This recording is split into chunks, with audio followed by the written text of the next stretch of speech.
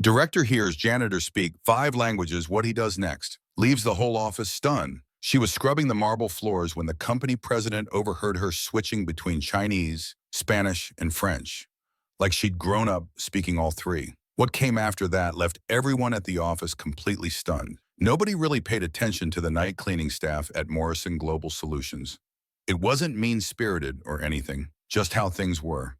They showed up when everyone else went home, rolling their supply carts down empty hallways, emptying waste baskets, cleaning conference rooms, staying invisible like background noise. It was Tuesday morning in downtown Dallas, Texas, and the corporate lobby was alive with the usual chaos, heels clicking on polished stone, people scrolling through emails, discussing project deadlines, gripping their morning coffee like it was liquid gold. Marcus Richardson, the company president, was making his usual trek from the parking deck to his corner office on the 20th floor when something made him stop dead in his tracks.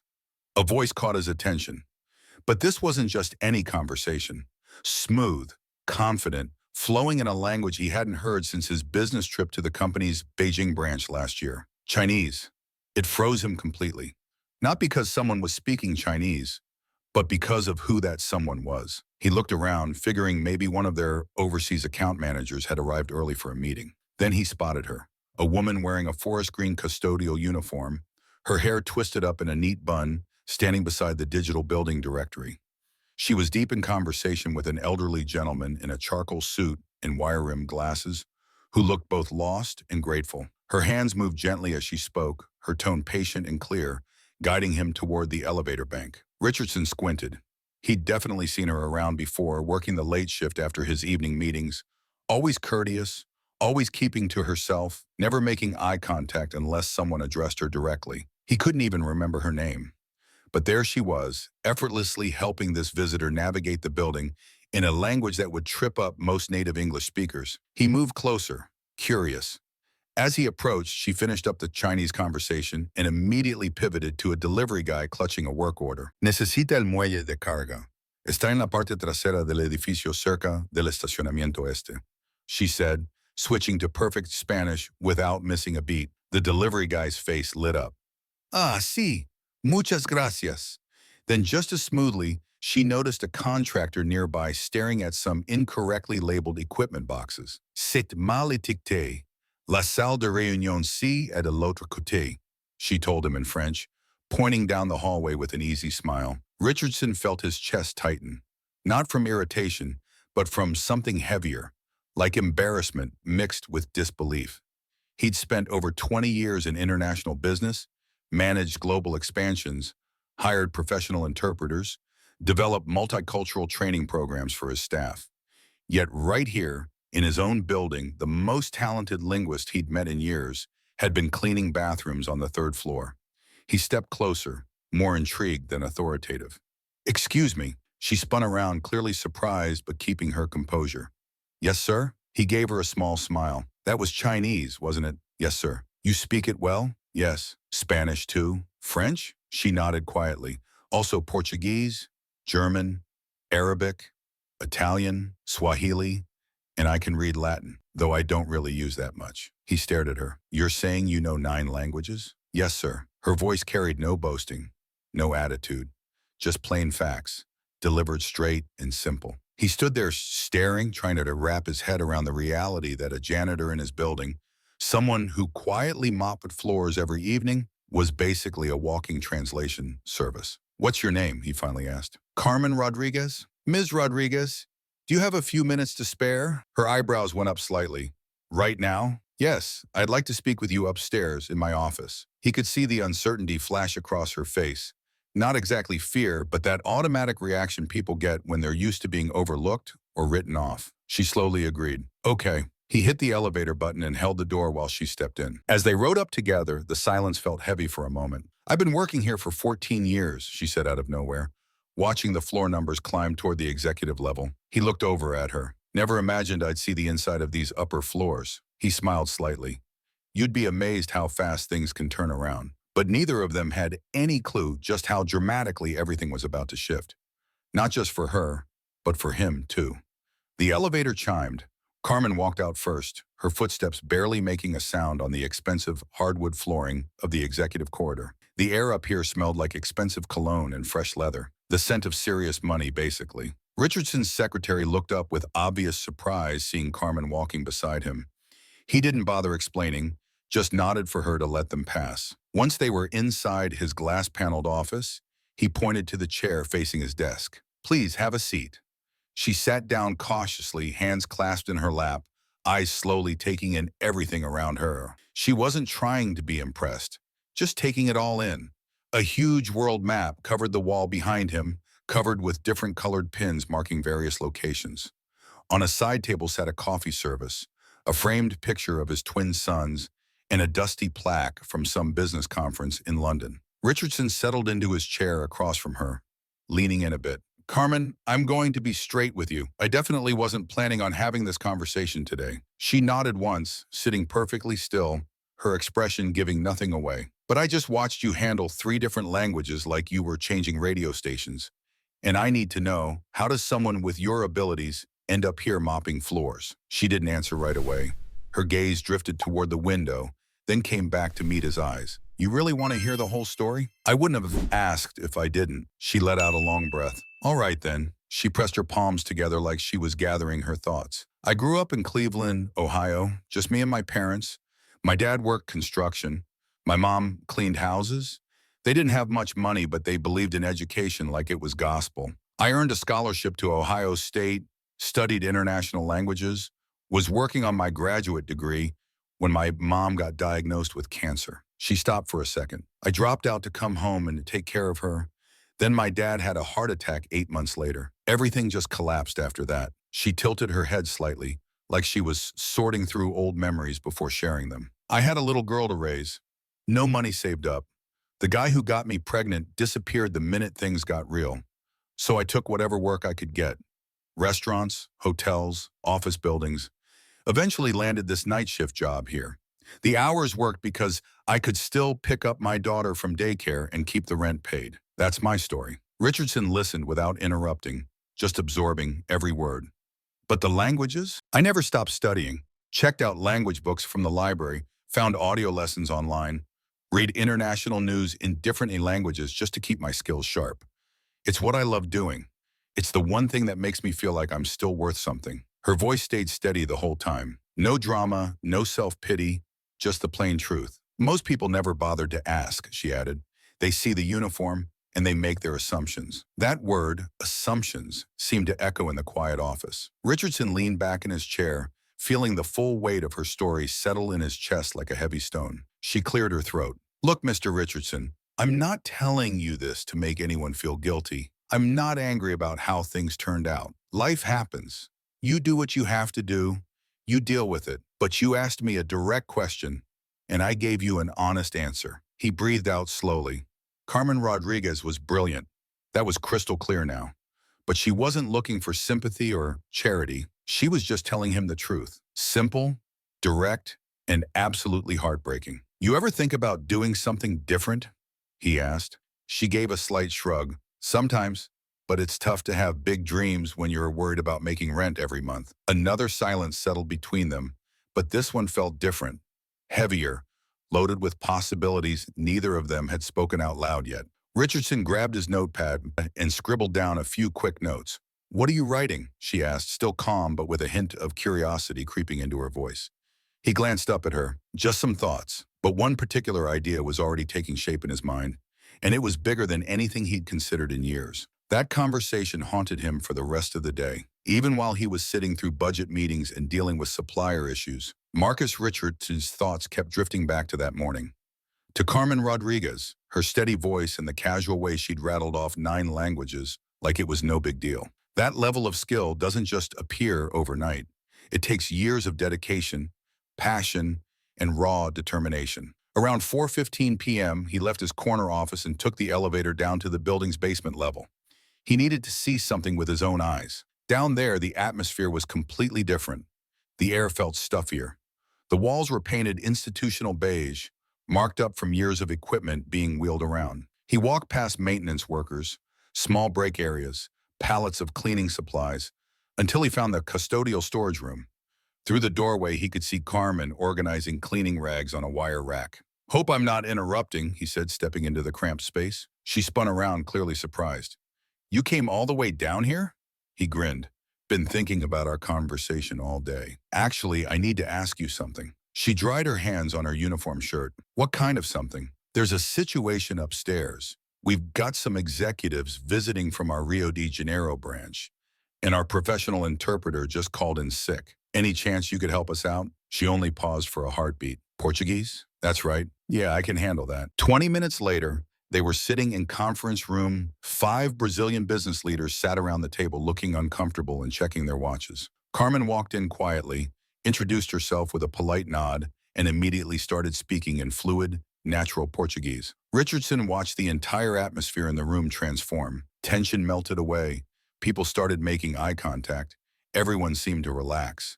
She wasn't just converting words from one language to another. She was building bridges, making people feel welcome and understood. When one of the visitors made some kind of joke in Portuguese, Carmen laughed and fired back with her own joke that got the whole table cracking up. Richardson couldn't understand what anyone was saying, but he definitely understood human connection when he saw it. After about 30 minutes, the meeting concluded successfully. One of the executives approached him and said in accented English, "She is much better than the translators we usually work with. Very professional. Where did you find someone like this?" Richardson looked over at Carmen, who was already quietly collecting empty water bottles from the table. "Right here in our own building," he said. Later in the hallway, he walked alongside her. "Ever done professional translation work before?" She shook her head. "Just help people out at the hospital, the DMV, places like that. No formal certification? Never had time for classes. My daughter needed me around too much." Richardson nodded. "And where's she now?" "She's 28, works as a physical therapist in Phoenix, put herself through college. Gets that stubborn streak from me, I guess." They both chuckled at that. Zwen, for just a moment, it didn't feel like company president and cleaning lady. Just 2 parents talking about their kids. They headed back down to the basement level where Carmen clocked back in for her shift. She still had 3 floors worth of offices to clean before going home.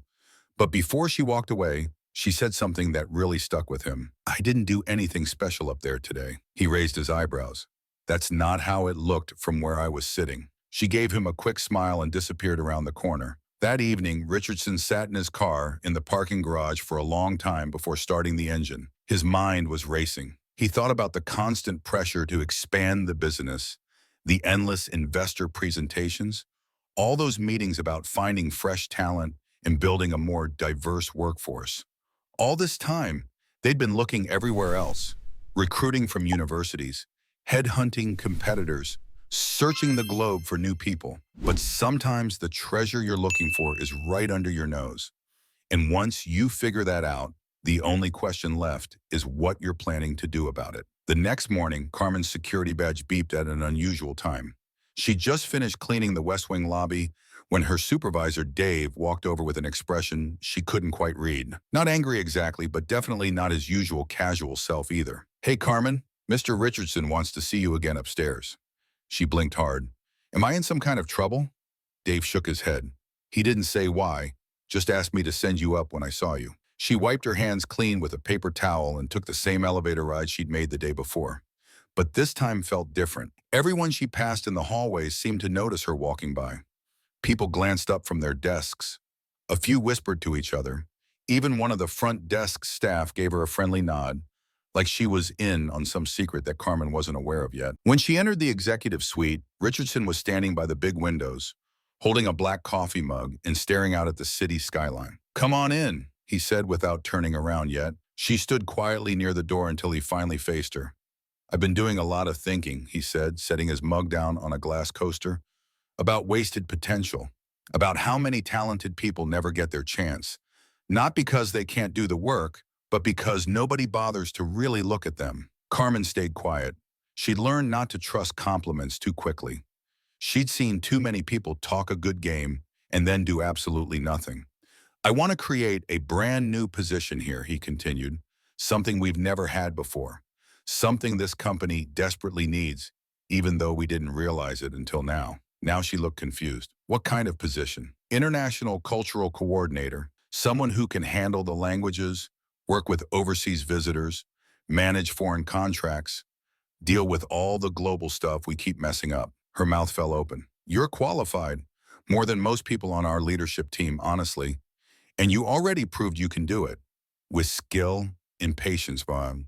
She stared at him suspiciously. This is real? As real as it gets. I don't have a college degree. You have something better, real experience in 9 languages. Think I care about some piece of paper? She shifted uncomfortably. Why me? He looked directly at her. Because I watched you solve 3 problems in 3 languages yesterday morning. And I'm tired of walking past talented people like you every day. Carmen crossed her arms. You know what people will say. I don't care. She studied his face, then slowly breathed out. I've never had an office job, never had a title. You'll learn. I don't have clothes for this. HR will set up a clothing allowance. She laughed dryly. You thought of everything. I'm trying. Long pause. Then Carmen asked quietly, what about my cleaning shift? Richardson smiled. We'll find someone, but no one can replace what you do. More silence. She looked at her hands, then back at him. This isn't charity? He shook his head. This is overdue. She blinked away tears. All right then. Let's see what I can do. He extended his hand. She shook it. It wasn't just a handshake. It was everything changing. But neither expected how everyone else would react. By Thursday, news had spread like wildfire. Carmen Rodriguez, night janitor, promoted to executive level. Nobody knew the full story, just rumors. That she spoke languages. That the president chose her personally. That maybe she had secret government background. The gossip flew everywhere. Some people smiled, said, good for her. But not everyone was happy. In the cafeteria, 2 accounting clerks whispered over lunch.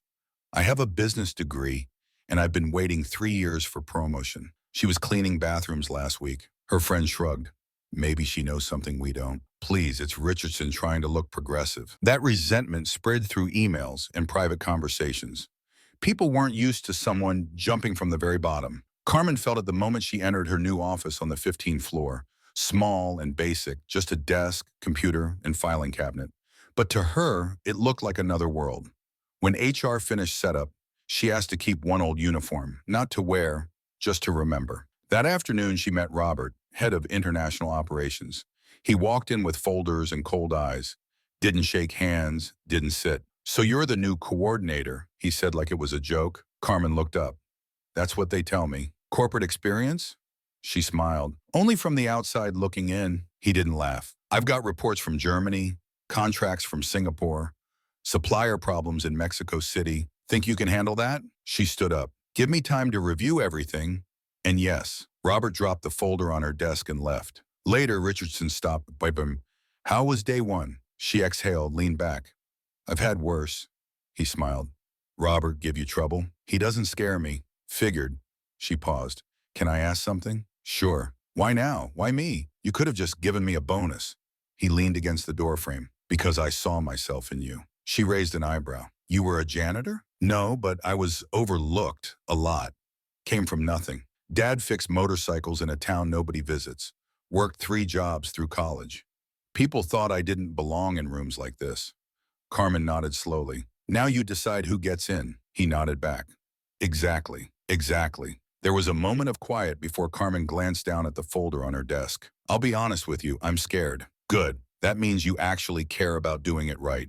She looked back up at him, showed him. There's going to be people who really hate this decision. They'll either deal with it or they won't. Either way, we're not backing down. Richardson straightened up.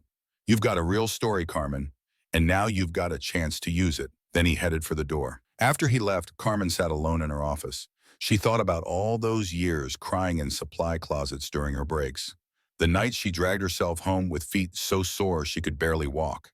The family events she missed. The opportunities she watched go to people who never even acknowledged her existence. She opened her desk drawer and carefully placed her old cleaning badge inside, not to forget where she came from, to remember exactly what it cost to get here. But this wasn't just her story anymore, and things were about to get a lot more complicated.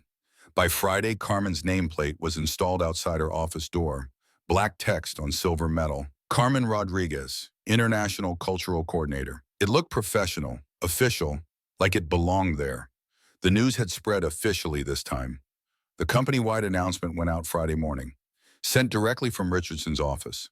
It was brief, straightforward, and carried serious weight.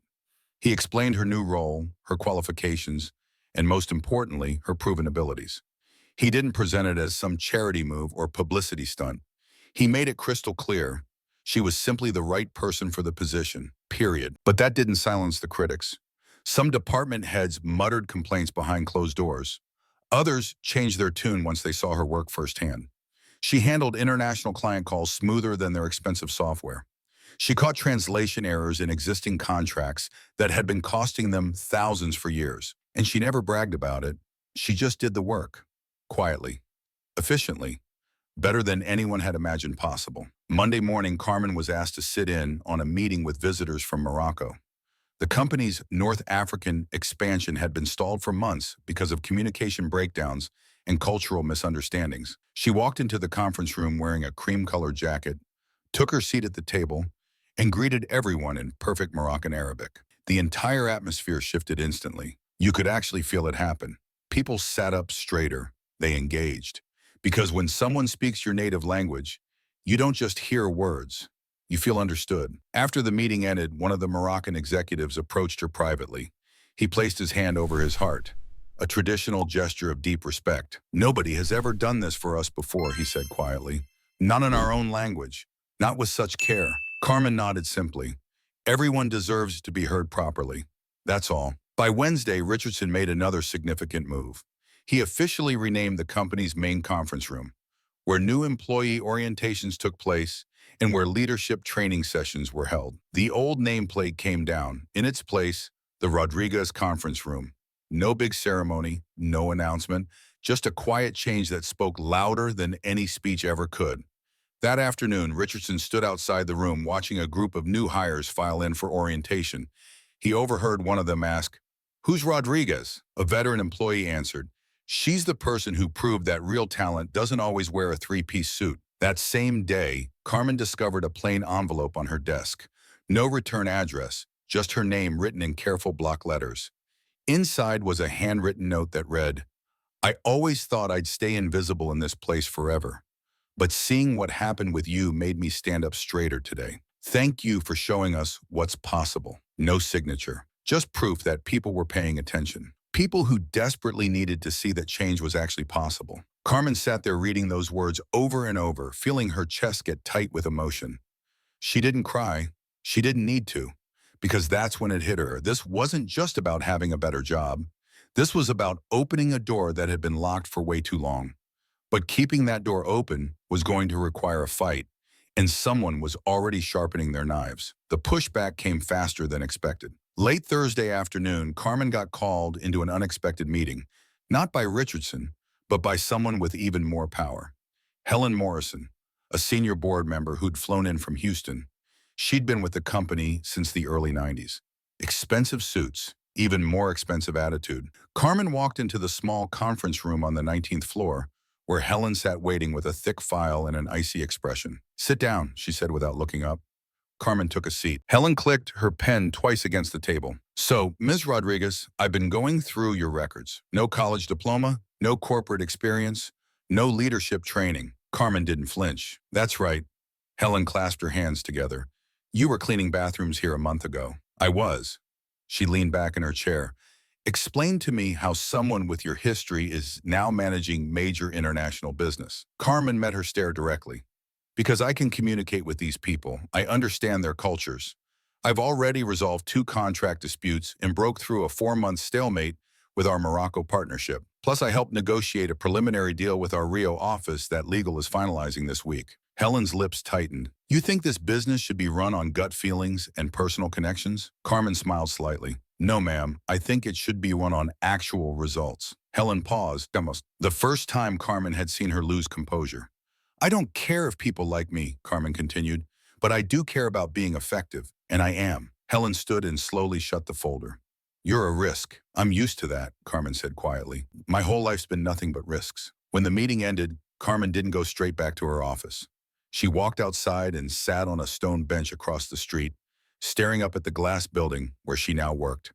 For so many years, she'd walked past that same building in her uniform, carrying supplies, invisible to everyone inside. Now they all saw her, and some of them really didn't like what they saw. She pulled out her phone and called her daughter. "Hey, Mom," her daughter answered.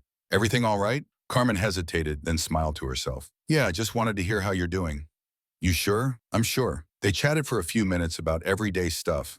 Her daughter's new apartment, weekend plans, a book she was reading. But just hearing her voice made Carmen feel grounded again. After they hung up, she sat quietly for another moment. Then she stood up, walked back across the street, and took the elevator back to work. By the next morning, news of the Helen Morrison meeting had somehow leaked through the office grapevine. And to everyone's shock, Carmen didn't retreat. She arrived early, contributed to a strategy meeting, handled a conference call with their Frankfurt office without needing any help. Cool, focused, unshaken. That afternoon, someone had written a message on the whiteboard outside her office. "We see you." No signature, just those 3 words that meant everything. Over the following weeks, something unexpected started happening. People began seeking her out, not just for translations, but for advice, encouragement, perspective. She became the person colleagues consulted before presenting new ideas.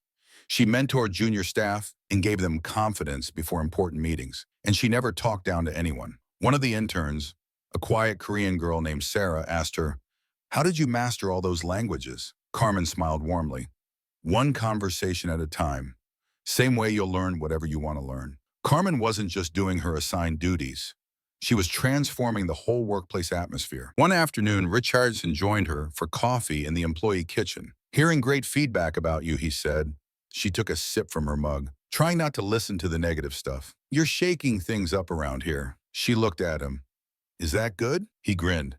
"In this place, it means you're doing everything right." They stood quietly for a moment. "You know," he added, "I've been thinking about creating a development program for internal talent, especially people in non-management roles. There are probably other Carmens working in this building." She nodded. "There definitely are. They just haven't been noticed yet." He studied her face. "Want to help me design it?" She smiled. "I've already been planning it in my head." By the end of the month, the pilot program launched, a new initiative called Hidden Potential, designed to give employees across all departments access to skills training, mentorship opportunities, and visibility throughout the company. It was Carmen's brainchild, and it took off immediately. Eventually, she was invited to speak at a business leadership conference in Atlanta, where she shared her story, not as some inspirational fairy tale, but as a wake-up call. "I was never just a janitor," she told the audience. "I was skilled, I was capable, I was prepared, but nobody bothered to look closely enough to see it. So next time you walk past someone without a fancy title, ask yourself, what opportunities am I missing?" The room went completely quiet. Then everyone stood up. Extended applause. Afterward, a young man approached her with tears in his eyes. "My mother cleans offices," he said, "and she speaks 4 languages fluently. I used to feel embarrassed about that." Carmen touched his shoulder gently. "Never be ashamed of where you come from. The only thing worth being ashamed of is ignoring talent when it's right in front of you."